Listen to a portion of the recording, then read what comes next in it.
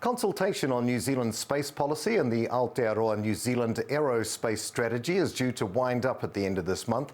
The policy looks at values and objectives underpinning the country's space policies, and the strategy sets out a pathway to grow the space sector to 2030.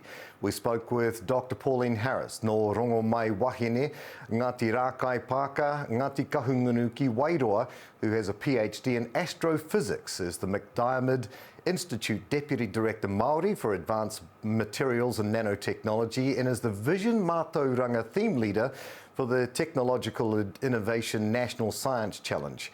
We asked her what some of the most important principles were needed to be considered for both the policy and the strategy from a Te Ao Māori perspective.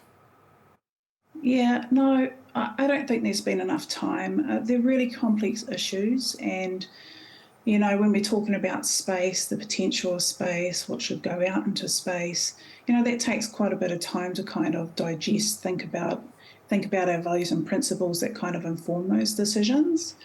And so, you know, I know that the people that do the consultation are quite pushed for their own capacity and capability, so it makes it really challenging to be able to get round a lot of iwi. But I think we definitely need more time and more time to digest the information, because it's really complicated, and to give us time to think. Dr. Harris, what do you think are some of the most important principles that need to be considered for both the policy and the strategy from a Te Ao Māori perspective? Yeah, I think with the principles, I mean, of course, Te Tiriti o Waitangi is fundamental. We need to really be, in terms of our principles, we need to be at the decision-making table, but through the whole process, you know, not just at consultation. We need to be more than consultation. We need to be there helping them develop the policies and then implementing some of the things that need to be done. And so, you know, those sorts of things are really around resourcing correctly, you know, doing correct investment and creating education pathways. And so that's really those principles around, you know, proper engagement, proper participation, and having genuine relationships that are meaningful for a lengthy amount of time, not just having the kind of quick one, the quick kind of consultation, and then not making those, you know, fundamental decisions that are so important ongoing. And things change in space. Like, the technology is always developing, so we need to be there throughout this lengthy process, you know, giving our knowledge and principles, information, ideas, all the way along and ongoing into the future. Now, if we consider where Rocket Lab is closest to, is it just Māori in Mahia who are impacted, or does it include Māori in Christchurch as well, who are also part of aerospace that this consultation is important to?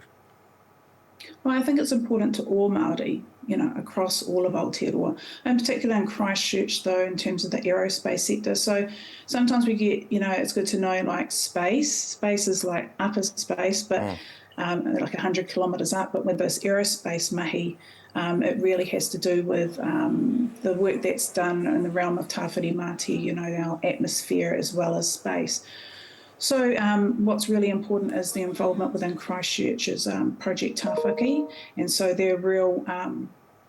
They've signed an agreement recently with the government, and, you know, going to be working on the aerospace sector there, and at Kaitoreti Spit.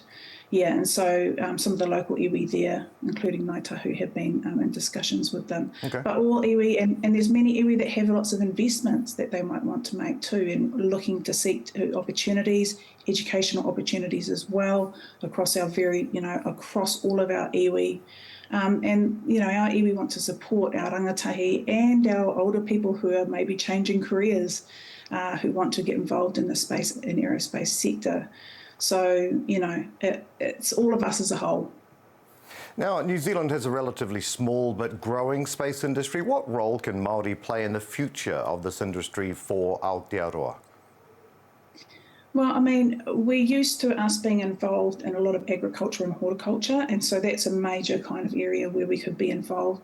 You know, the whole space and aerospace sector, you know, involves, you know, from the running of, you know, launch areas to flight, aerospace, other areas of aerospace. But So that's kind of where we're kind of used to working in, but actually we have scientists that work on medical space medicine, which is amazing. We have engineers that work in NASA. I'm an astrophysicist myself, working in space. We have people working in areas such as, we have our data sovereignty as well, but our cybersecurity space as well. So there's lots of Māori working in lots of different areas, but that's actually one of the things that we really need to kind of get a grasp on is where are Māori at, what sort of investments do we want to make, and how do we want to be involved. You are amazing. Dr. Pauline Harris, astrophysicist with the McDiarmid Institute. Thank you so much for your time today. Ngā mihi. Ngā mihi, kia ora.